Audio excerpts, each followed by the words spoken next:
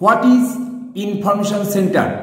দ্বিতীয় বিশ্বযুদ্ধের পর যে পরিস্থিতির উদ্ভব হয়েছিল, ব্যবসায়ী, বৈজ্ঞানিক ও বাস্তুকারদের চলতি তথ্যকে আরও ভালোভাবে ব্যবহার করার পদ্ধতি খুঁজে বার করার প্রয়োজনীয়তাকে আরও তীব্র করে তুলেছে।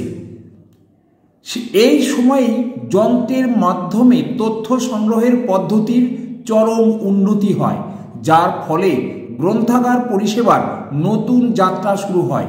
এই ঘটনা সম্ভব করার জন্যে যেসব যন্ত্রপাতির উদ্ভব হয় সেইগুলি হল কম্পিউটার, মাইক্রোফিল্ম সংরক্ষণ যন্ত্র ও পাঠক মুদ্রণ যন্ত্র। বিভিন্ন ধরনের সূচক তৈরি, বর্ণানুক্রমিক শব্দভাণ্ডার গ্রন্থন এবং বিস্তারিত সারসংক্ষেপ রচনা করা সহায়ক গ্রন্থাগারিক বা তথ্যবিজ্ঞানীদের কাজের আওতায় পড়ে। তথ্য কেন্দ্রের কাজগুলি হল নিম্নরূপ। নাম্বার 1, সংগঠনের পক্ষে প্রয়োজনীয় তথ্য সংগ্রহ করা। নাম্বার 2, তথ্য উদ্ধার করার জন্য উপকরণাদি সংগঠিত করা।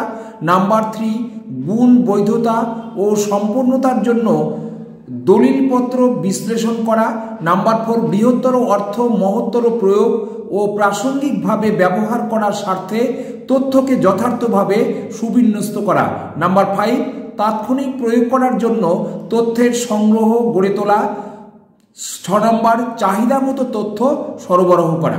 অবশেষে বলা যায়, তথ্যকেন্দ্র বৃহত্তর পরিসরের ব্যবহারকারীদের প্রয়োজনীয় তথ্য দিয়ে থাকে।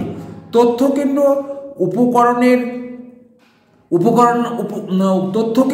উপকরণের উপাদানের উপর বেশি গুরুত্ব দিয়ে থাকে। Thank you.